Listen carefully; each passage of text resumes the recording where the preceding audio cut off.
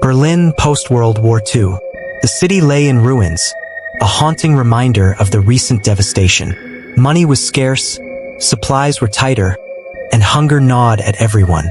Amidst the rubble and despair, whispers of a terrifying tale spread through the streets. It all began with a young woman named Anna. One evening, as Anna made her way through a crowded market, she noticed a blind man gingerly picking his way through the throng.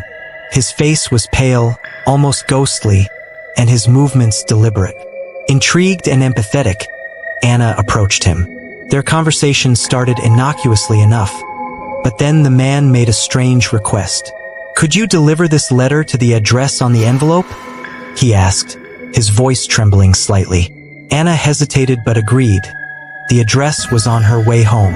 She took the letter, her fingers brushing against the cold, clammy hand of the blind man.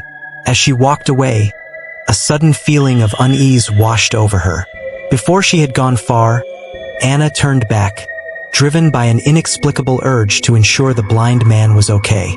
To her horror, she saw him hurriedly navigating through the crowd with unnatural ease, no longer wearing his dark glasses or using his cane. Panic surged through her veins. Something was terribly wrong. Her heart pounding, Anna ran to the nearest police station. She told the officers about the strange encounter and handed over the letter. The police, sensing the urgency in her voice, decided to investigate the address immediately. As they approached the location, a foul, metallic stench filled the air. Breaking down the door, the police were met with a scene from a nightmare. The address led to a decrepit butcher shop. Inside, they found the remains of countless victims, their bodies grotesquely butchered.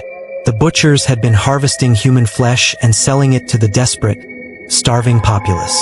The horror didn't end there. When the officers opened the envelope Anna had delivered, they found a chilling message scrawled in blood-red ink. "This is the last one I am sending you today." The realization hit them like a ton of bricks.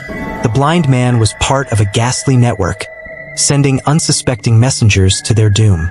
Anna's bravery and quick thinking had thwarted the blind man's plan, but the darkness that had enveloped Berlin left scars that would never heal.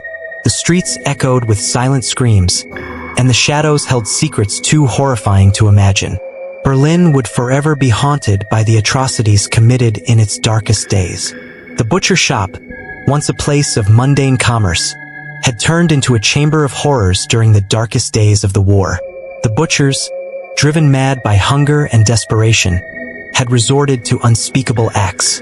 The citizens of Berlin, unknowingly complicit, had purchased the meat, grateful for anything to stave off starvation. The blind man was not working alone. He was part of a sinister network exploiting the desperation of the people.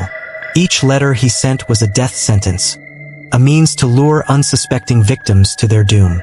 Anna couldn't shake the feeling of dread that had settled in her heart. The knowledge of what she had narrowly escaped haunted her. She often found herself looking over her shoulder, the memory of the blind man's sinister grin etched into her mind. Berlin, a city already ravaged by war, was now a city haunted by its own inhabitants. The tale of the blind man and the butcher shop became a part of the city's dark folklore, a reminder of how desperation can drive people to commit unimaginable horrors. The streets, once bustling with life, now whispered of the past, of the darkness that lingered long after the war had ended. The legacy of the butcher shop lived on, a chilling testament to the depths of human depravity. And Anna, though she had escaped the blind man's trap, would never forget the horror she had uncovered. She had saved herself, and perhaps many others, but the scars of that night would remain with her forever. Berlin would rebuild, life would go on, but the memories of its darkest days would never fade.